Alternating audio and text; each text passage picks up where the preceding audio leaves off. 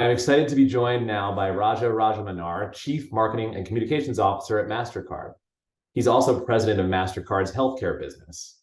As many of you already know, Raja is a very accomplished global marketing executive with over 25 years of experience. He is consistently recognized as an innovator and transformational leader. He's won marketing innovation awards from Forbes, Business Insider, and the Ad Club of New York. He's also the author of Quantum Marketing, a very insightful read that I highly recommend. Over the past decade, Raja has helped transform Mastercard into one of the top 10 most valuable brands in the world. Overseeing the iconic Priceless platform, he and his team are on the cutting edge of experiential, multi-sensory marketing programs for consumers. So please use those emojis now to join me in welcoming Raja. Raja, thanks so much for joining us today. Thank you very much. An absolute pleasure and delight to be here. Fantastic. So how about this? I wanted to kick things off with a quick icebreaker lightning round. Are you game for that? Absolutely. All right. What was your first job? My first job was actually a part-time job. I was an examiner for test of English as a foreign language students in India. That was my very first paid job, I would say. It was a part-time job when I was a student. Okay, got it. Very cool. What's your favorite fall activity since we're, what, 2 days away from fall starting? Walking. Walking in a park, walking in nature. That's my most favorite activity. Love it. And what was the last thing you purchased on your Mastercard? I bought groceries yesterday. Nice. So that was my last purchase. Yeah, fantastic. I love it. Okay, great. So let's dive in. Mastercard obviously is a widely renowned marketer and advertiser, and the initiatives speak for themselves. Priceless, Strivers, Stand Up to Cancer. Can you just talk us through the initiatives that helped to build this reputation? Yeah, see, one of the key disadvantages that Mastercard has is that it is wrongly perceived to be a credit card company. We are not a credit card company. We are a technology company. We offer the platform to the banks and the fintech companies to issue their products. They can be credit cards, debit cards, prepaid cards, commercial cards, whatever.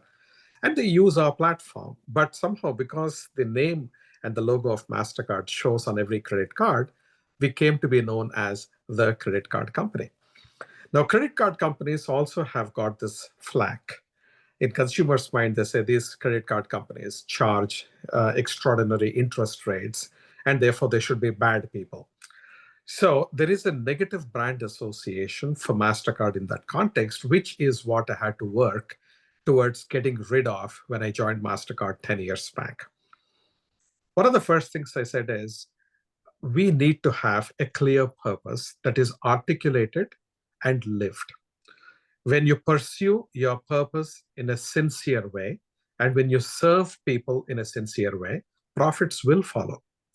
So that's something which is very important. It's a good pivot for us to say that, what can Mastercard do? What does Mastercard bring to the table, and what can we do? So for example, today Mastercard has more than 2.3 billion consumers around the world. So 2.3 billion is not a small number. And we have got more than 3.5 billion Mastercard cards in circulation around the world. And we are accepted at more than 100 million merchants around the world. We are present in 210 countries and territories, and we deal with about 80,000 banks and fintech companies around the world. This is a huge network. Can we bring the power of our network for the benefit of the consumer in a non-traditional way? Can we use this network and the power of this network to solve some of the biggest problems in the world?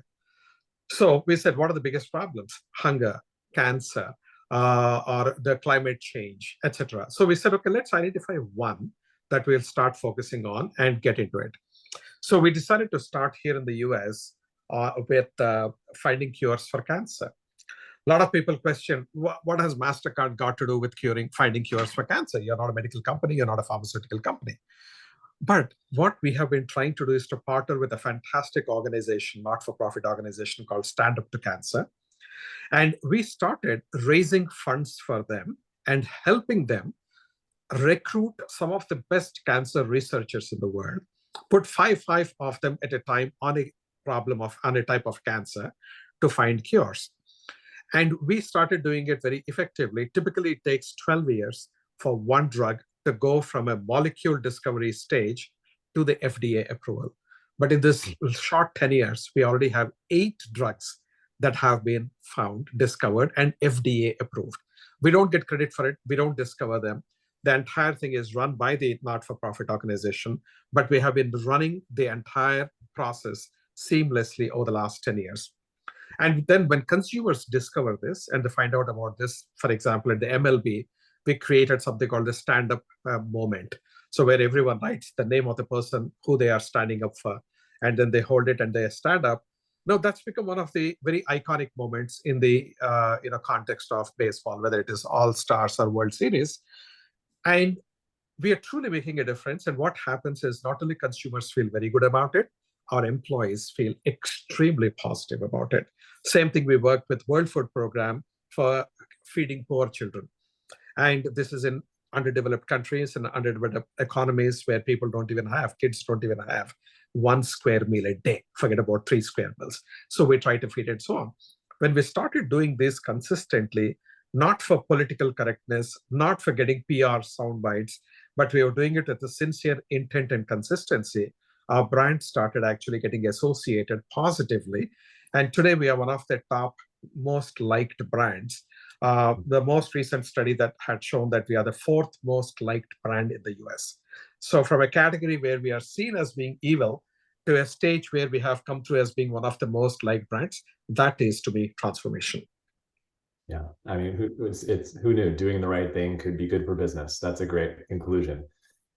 In particular, could you talk a little bit more about Priceless? Because Stand Up to Cancer, I'm a huge baseball fan. I was definitely blown away seeing that on the World Series probably a couple of years ago. So that, again, made me more connected to your brand, as I'm sure it did millions of others. Priceless in particular, though, in my recollection, seems to be when the brand burst through from my perspective as a middle-aged person. I won't date myself exactly.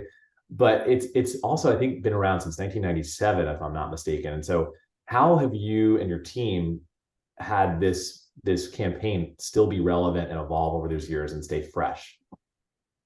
Yeah. So, if you look at Priceless as a campaign, the fundamental premise is that there are things in life that are truly priceless that you cannot buy with money. Those are the things that you should concern yourself with. For everything else that's trivial, literally, leave it to Mastercard to take care of it for you. This was the fundamental premise, right? It instantly connected with consumers. It hit the right nerve spot for the consumers, and it has been doing very well. So in 2013, when I joined Mastercard, so I inherited the campaign. I wish I could say that I created it, but I did not. I inherited one of the world's most powerful campaigns. And at that time, when I had looked at the entire landscape, the landscape has changed quite a lot, even by 2013, compared to when Priceless was originally pioneered in 1997. In 1997, there was no social media. Mobile phones were not there. Internet was sort of just about beginning. But the world has transformed so much. Should we even have Priceless? Is it relevant? And if we do have it, is it working in the most effective way? Our answer was, yes, it is very relevant. It is still resonating. But B, it stopped being very productive for us. It was not as effective and productive as it was in the earlier years of Priceless, because people start getting used to it. And then once it happens, it doesn't create the same cut through. It doesn't create the same kind of an impact. Mm-hmm. So we said, how do we reinvent Priceless? So we said, firstly, Priceless till that time was essentially a platform that would identify priceless moments in people's lives, showcase them in ads, and celebrate them. So instead of doing that, we said, can we curate and create priceless moments in people's lives? So therefore, from being an advertising-led marketing strategy, we pivoted to experiences-led marketing strategy. So from storytelling, we went to what we call as story making. This was one big thing. Second, Priceless was being used only in advertising. But we said, can we go through all 4 P's of marketing, which means can you infuse pricelessness into everything that we do? That was the second thing. And that change immediately gave a boost to our brand.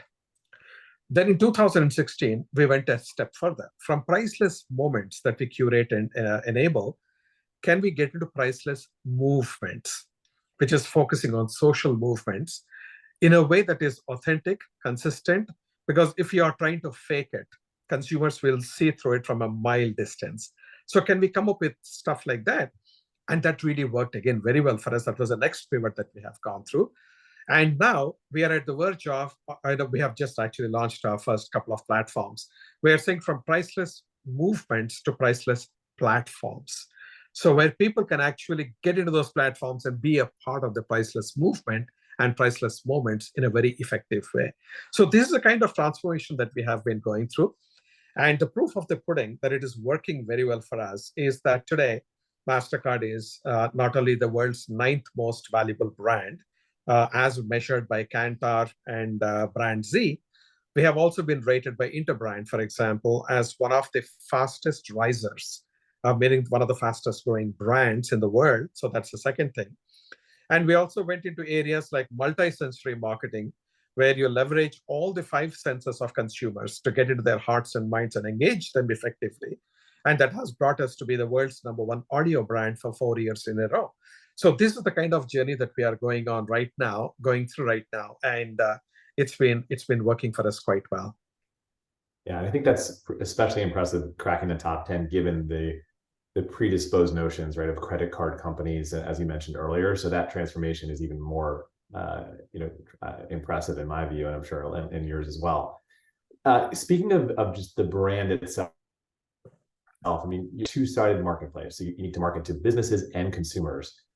How, in your role and your team's role, how do you effectively accomplish marketing to both audiences? Yeah. So, in the olden days, we used to talk about B2C marketing and B2B marketing, and we had a third animal called B2B2C marketing, where you help your customers market to their consumers or to their customers.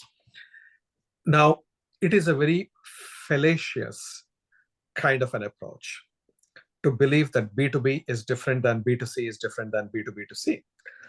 We said it's all human-to-human marketing. Now, I, as Raja, is exactly the same person, whether I'm in my office or at home. I make decisions motivated by me and my family at home. But the process is very similar or identical to what I go through it at office as well when I'm making decisions on behalf of Mastercard. Somehow in the marketing community, there has been this dichotomy saying that if you're in a B2B situation, you're more rational, you're more data-driven, and you have to be more formal in your communication. And your communication has to be insipid, tasteless, and unexciting. If you see the kind of B2B marketing that is generally prevalent, it's not inspiring at all. Whereas consumer marketing has advanced quite a bit.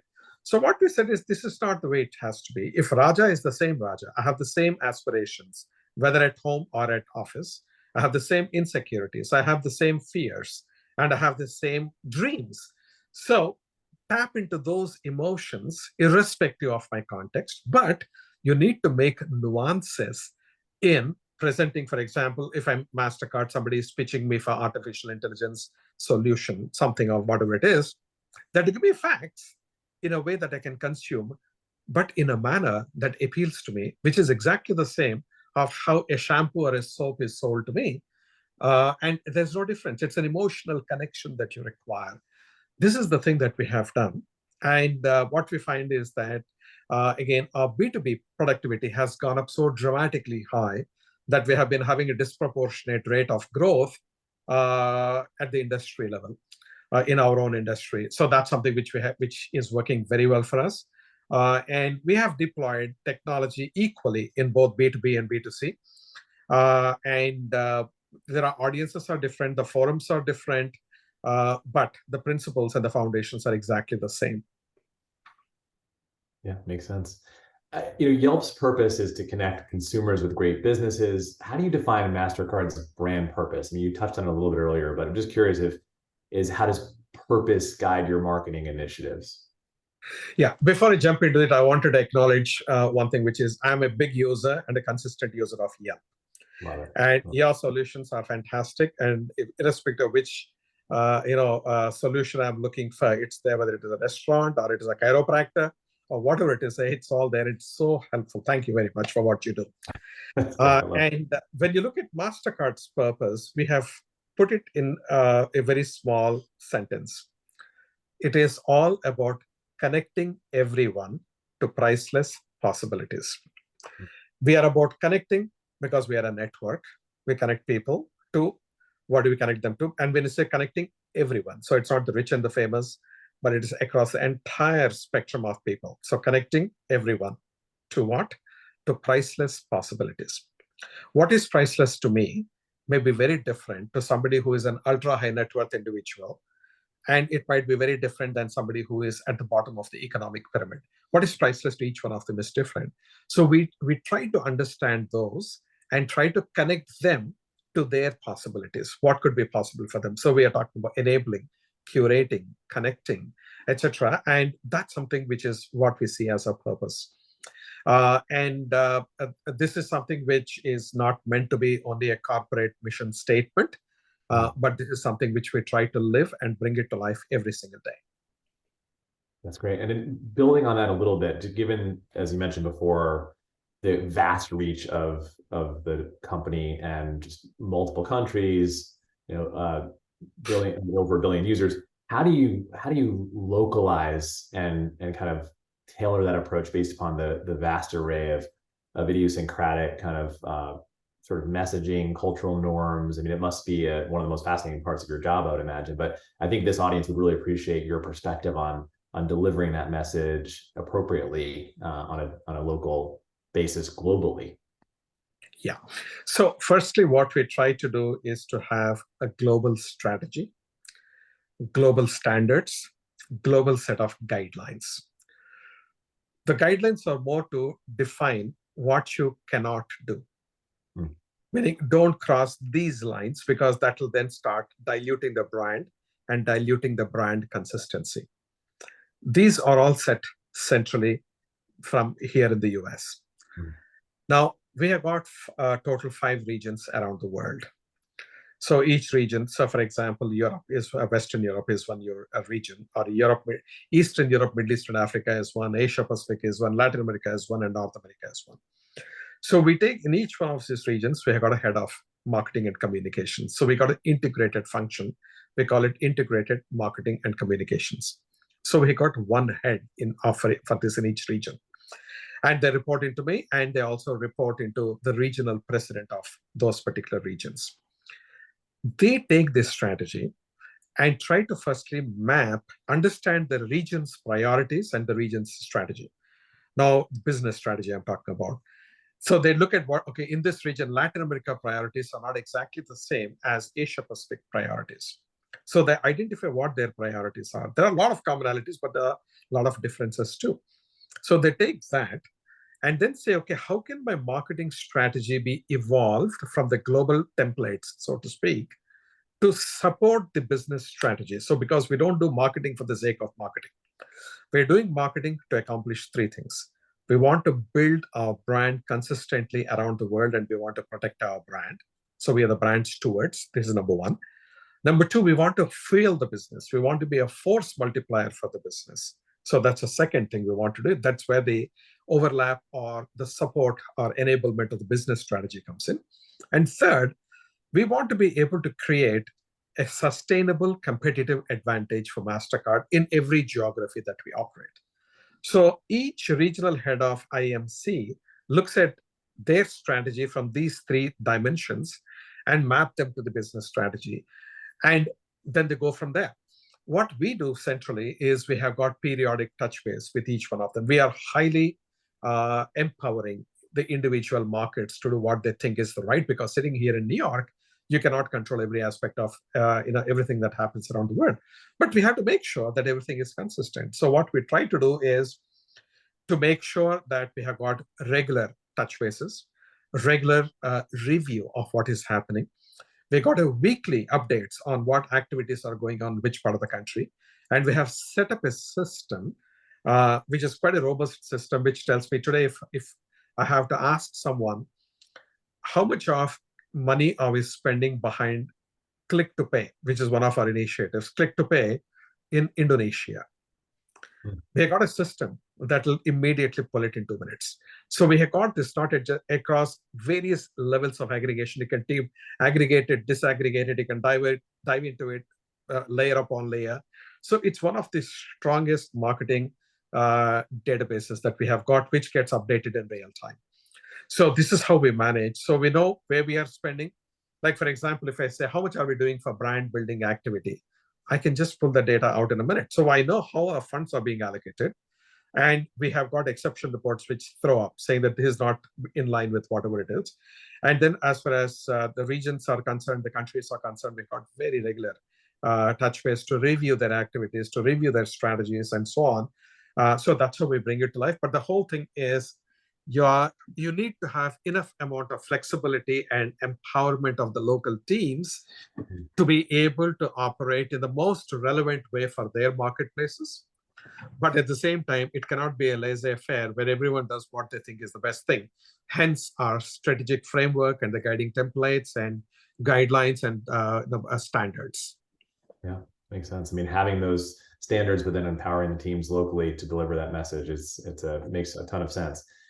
You mentioned before that whether it's B2B or B2C or B2B2C, I chuckled a little bit because I remember B2B2C when that first came out, thinking it was weird. And it's great to hear that you thought so also, and still think that's strange. But obviously everyone's a human being who needs marketing on a relatable level, on an impactful level. In particular, those small businesses are a really important customer segment for Mastercard. Can you walk us through specifically how you have worked with your team to really cultivate those relationships and build that segment out for the business? Yeah. So when you look at small businesses, we do two things. Number one is directly support them. Number two, we support them through our banks, right? The banks, which are our customers. Mm-hmm. So when you look at directly supporting them, we have started doing quite a lot of interesting things. Like, for example, if you're a small business, say a small grocery store or a small laundry dry cleaner in some neighborhood, what we have done is we created a program called Digital Doors. These small companies are not savvy enough from setting up their digital store. Mm-hmm. So the digital doors are essentially helping these small merchants to quickly get onto the net and set up their shop there. So anyone can go there, and then we sort of train them, we guide them, and then these people, they're able to therefore amplify their total presence. Why is it only large companies need to have web presence and not these small people, right? So we have got everyone now getting on. So that's one example. Second, those merchants who are small and medium, their cybersecurity is fairly weak, and they're very vulnerable to hacks and all that stuff. So we have a service where we do a vulnerability testing for the websites and for the systems of these small companies, and then we plug them for them. And this we offer it as a service. That's one kind of a thing. We also have focused on small businesses being set up by people from the economically weaker sections of the society, and also from communities which need our support. Like, for example, in the US, we have got the Black women started small businesses as an example, right? And likewise, we got similar kind of segments across the world where they have not been privileged enough to get the same kind of opportunities like somebody else. So from that point of view, we said, how can we over pivot into that kind of a support? And we have created a fund, I believe, which is about $500 million to essentially support these folks. We have got mentoring that we do for these small businesses. We connect them with mentors depending on what is most relevant to them. And we have got networking opportunities and so on. So we're creating a whole community-led kind of activation. The second part of it is we work through the banks. And we have got products like for small businesses, various kinds of solutions, not just payment solutions, but accounting solutions. And they have got analytics solutions. Small businesses, how can they run their loyalty programs, etc. So we create that whole ecosystem, which is used by the banks who then deal with these small business merchants. So this is what we are doing around the world, and fortunately, our traction on this has been very strong and working very well year after year. That's great. Yeah, super insightful. I'm curious if you harken back to your book, Quantum Marketing. I'm assuming you saw Oppenheimer, like most of the world, the movie Oppenheimer, or no? Should I not make that assumption? And I think one of the great premises in your book is just this seismic change that's effectively happening in marketing, given the upon us already. I won't even say forthcoming, the AI revolution, kind of the fact that marketing is going to be turned on its head. Obviously, you saw this coming before it's even manifested itself seemingly overnight to probably a lot of us on this discussion.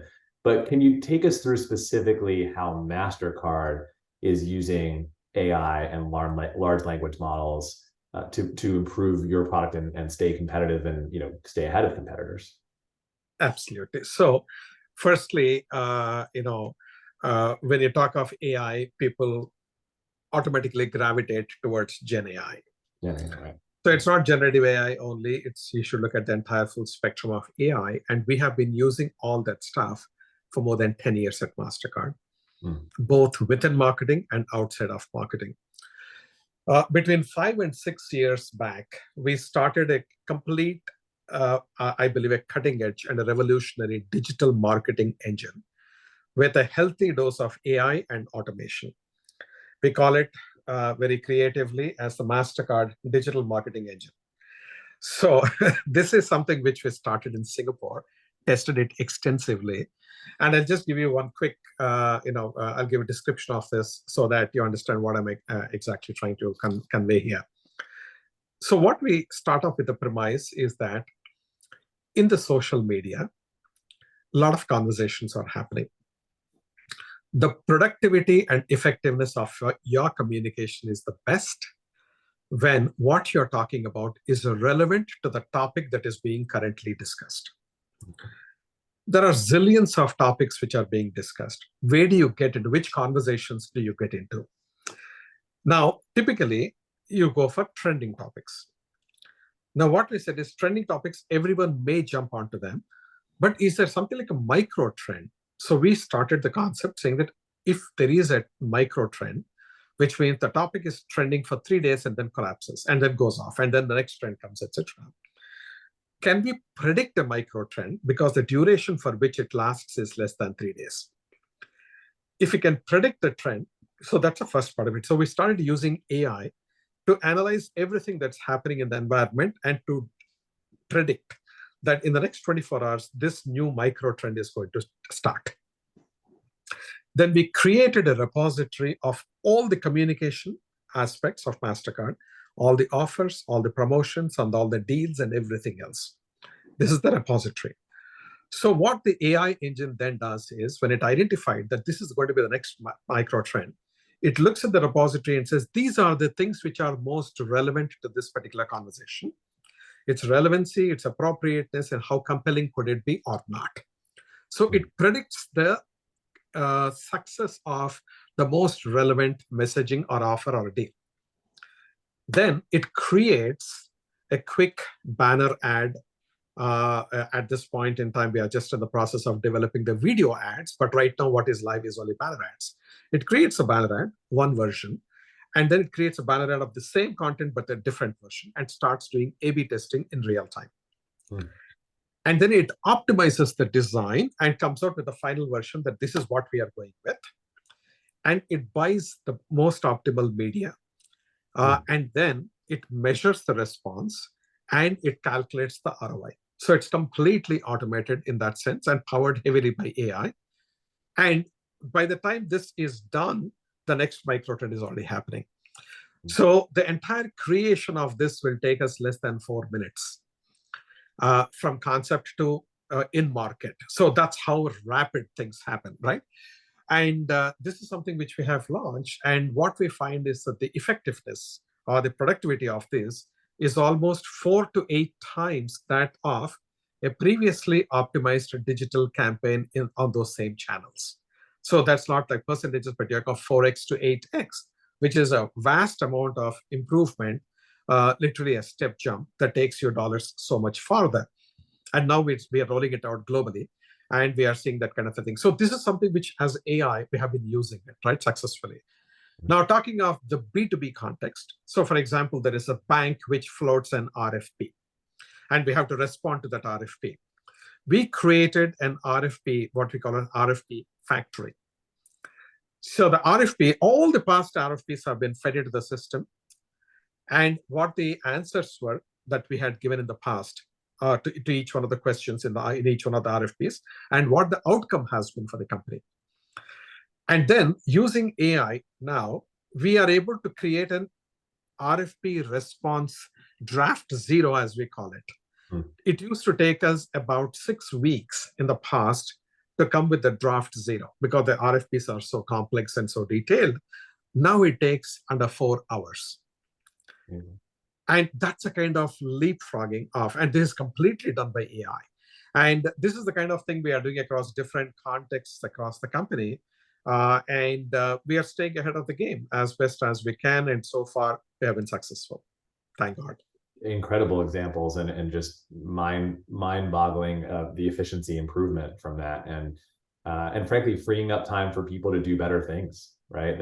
Exactly. Hunting down RFP responses and manually putting them together. So it seems like you could definitely thread that needle of efficiency, but also empowering, human beings to be more impactful at the same time. So those are 2 great examples. You did mention measurement, though. I'd love to ask you a little bit about measurement, because a lot of today's viewers are either in that industry or it's certainly relevant to a lot of the folks here. I'm curious, just how do you go about measuring success? You mentioned kind of the 4 to 8x and the AI's impact in just creating a better campaign. But could you talk a little bit more about just how you and your team measure success and how you see that measurement evolving given the shifting sands in the marketplace as well? Happy to. So I'll take you back to the 3 dimensions that we measure everything on. The first one, how is it moving the needle on my brand on parameters that matter to us? This typically is not necessarily real time. It is a batch estimate. So we do it at certain periodicity, depending on the campaign, depending on the size of the investment behind that campaign. And then we measure, has this made any difference at all to our brand and moving the needle positively, or at least holding it where it is without declining against competitive onslaught or whatever. Second, has it made any difference across the funnel for our business? Whether it is simple click-throughs to conversion rates to lifetime values that are predicted or estimated, how is the entire thing going through? This is done more real time.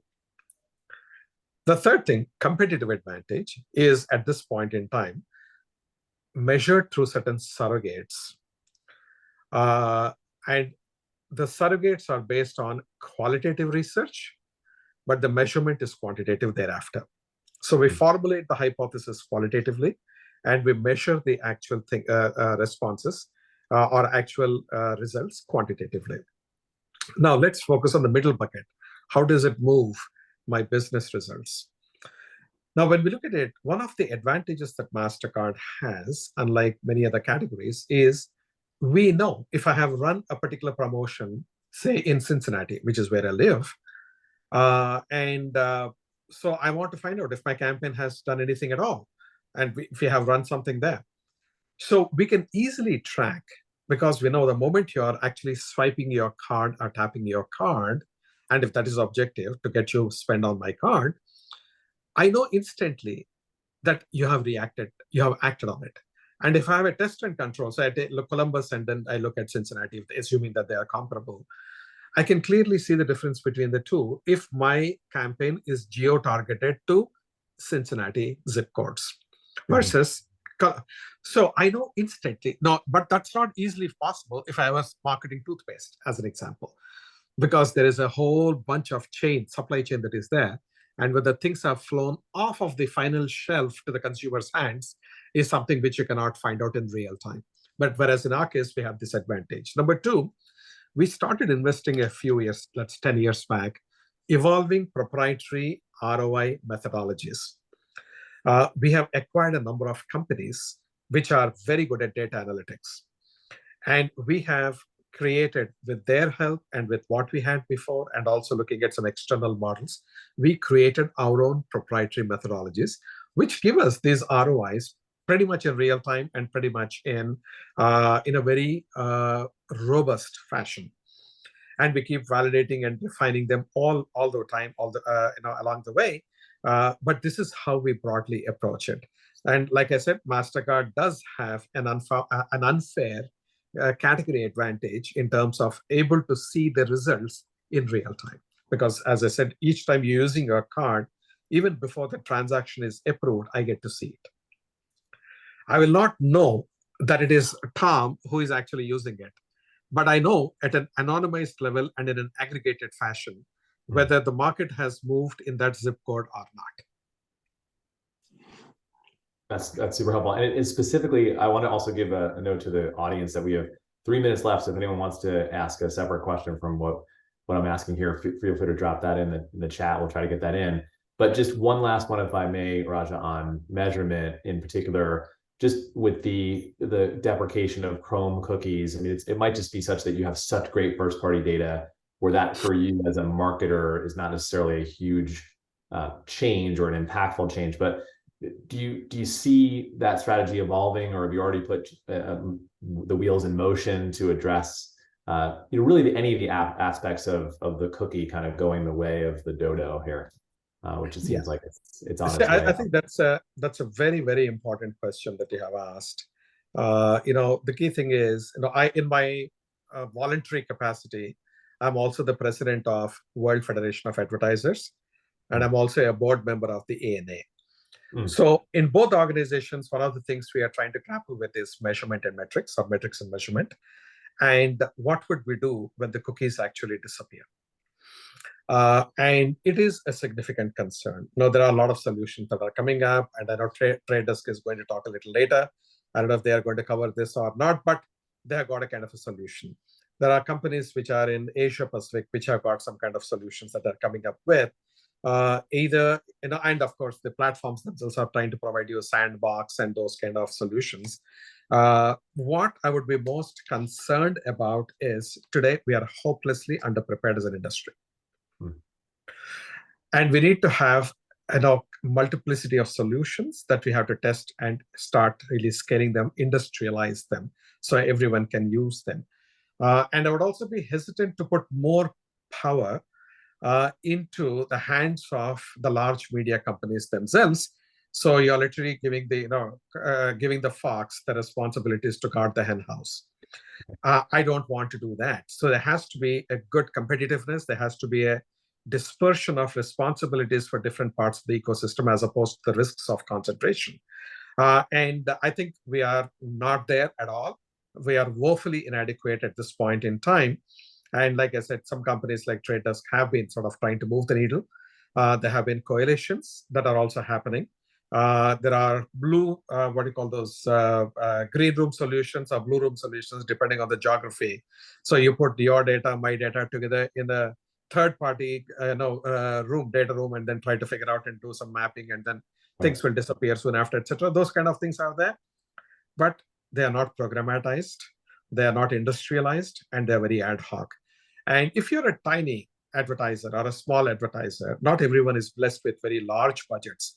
If you're a smaller advertiser, nobody is going to say, okay, give me your data and I'll put my data and give it to you. They say, oh, you're too insignificant for me to put my data with you. Just go away. So how will these people manage it? It's going to be very, very important. And that is a gap that we have right now, Tom. Yeah. Well, I'm glad that you're involved in helping come to the solution. I think we are very, very happy that you spent your time with us today. It's just extremely educational for me. I know the group certainly appreciates it as well. And I know we're at time and probably going to talk for another 2 hours, but want to make sure you're able to participate and kind of move on with your day. And I just want to thank you so much, Raja, for taking the time, for really just giving us such thoughtful responses and just being so engaging. So thank you so much for joining us today. Thank you so much, Tom. Really appreciate the conversation and appreciate the opportunity to share a few thoughts. Thank you so much.